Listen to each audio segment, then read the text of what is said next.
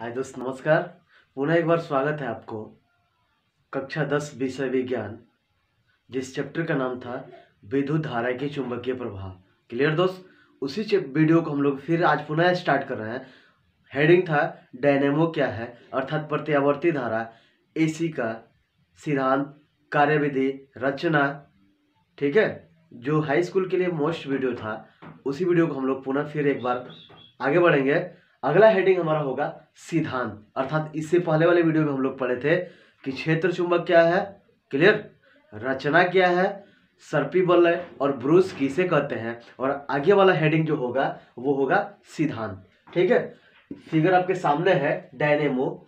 इस फिगर के माध्यम से सिद्धांत है, कह रहा है कि जब किसी बंद कुंडली को चुंबकीय क्षेत्र में, क्लियर, जब किसी बंद कुंडली को चुंबकीय क्षेत्र में घुमाया जाता है तो उसमें से गुजरने वाली फ्लक्स रेखाओं में निरंतर परिवर्तन होता रहता है, जिसके कारण कुंडली में एक प्रेरित विद्युत धारा, विद्युत वाहक बल और बाह्य परिपथ, क्लियर, बाह्य परिपथ व कुंडली में प्रेरित विद्युत धारा बहती है।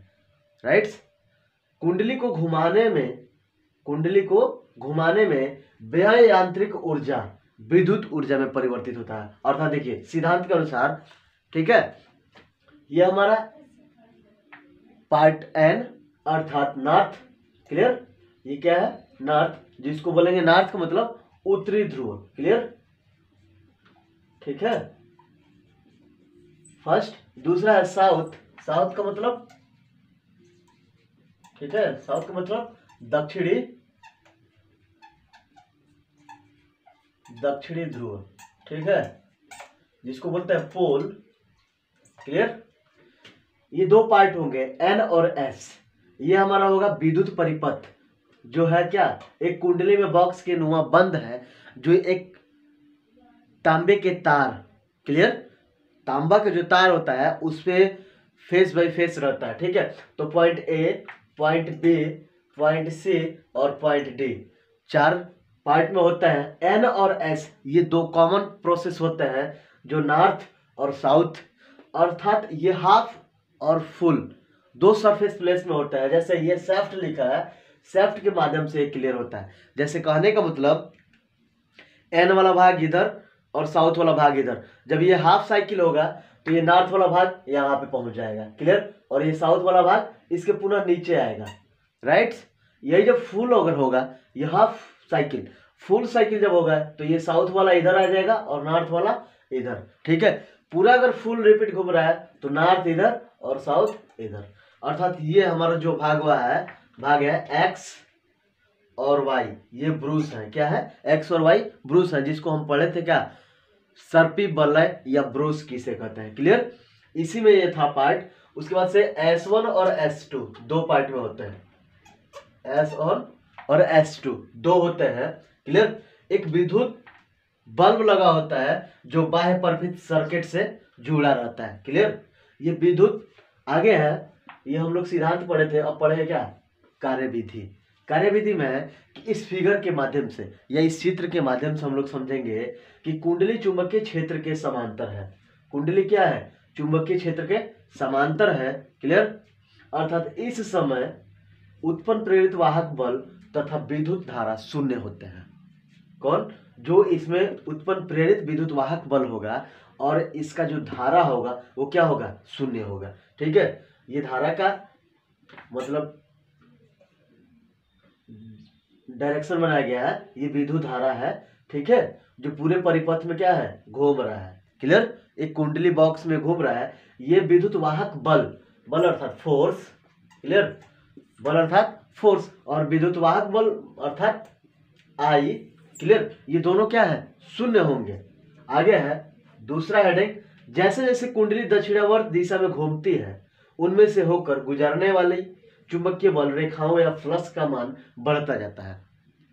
कह रहा है कि जैसे जैसे कुंडली दक्षिणावर्त, दक्षिणावर्त का मतलब नॉर्थ से साउथ, क्लियर, नॉर्थ से साउथ की तरफ जैसे ये क्या होगा, घूमना प्रारंभ होगा, क्लियर, जैसे जैसे घूमना शुरू करेगा तो इसकी चुंबकीय बल रेखाएं क्या होगी, फ्लक्स के माध्यम से बढ़ता जाता है, क्लियर, तथा प्रेरित विद्युत वाहक बल एवं प्रेरित विद्युत धारा उत्पन्न होती है।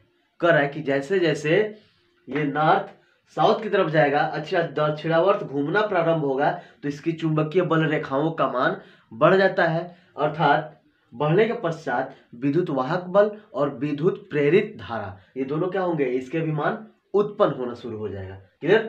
उसके बाद से जिसकी दिशा में फ्लेमिंग के दाएं हाथ का नियम, फ्लेमिंग का जो दाएं हाथ वाला हम लोग फिगर पढ़े थे, ये वाला बल, ठीक है, फोर्स।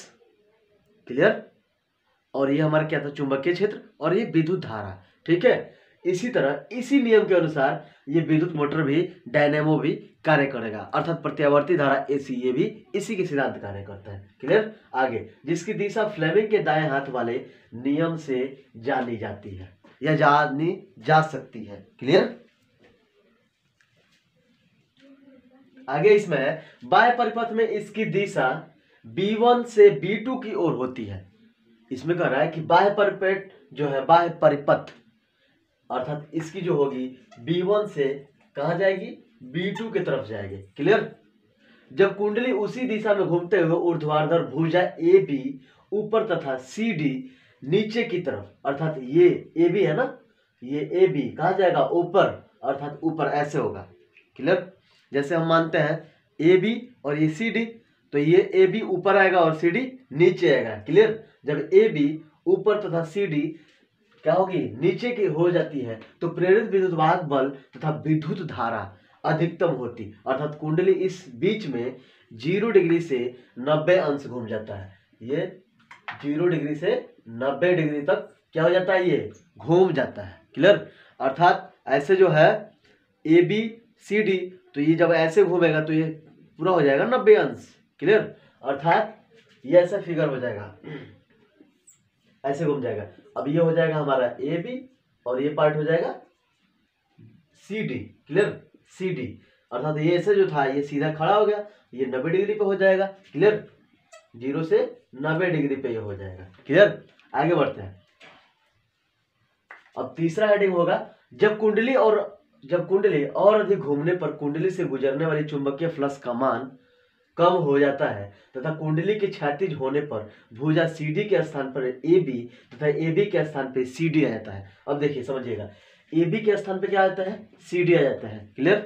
AB के स्थान पे क्या आता है, CD, ठीक है, और CD के स्थान पे क्या आ जाता है, AB आ जाता है। क्या आ जाता है, AB आ जाता है। ये पार्ट है, समझिएगा, AB के स्थान पे CD और CD के स्थान पे AB जब आ जाते हैं, उस स्थिति में क्या करते हैं, उस स्थिति पे AB के स्थान पे CD हो गया, तो प्रेरित विद्युत वाहक बल तथा प्रेरित विद्युत धारा धीरे धीरे कम होना हो जाता है, अर्थात ये शून्य के बराबर धीरे धीरे कम हो जाएंगे, कम होते होते ये शून्य हो जाएंगे। क्लियर।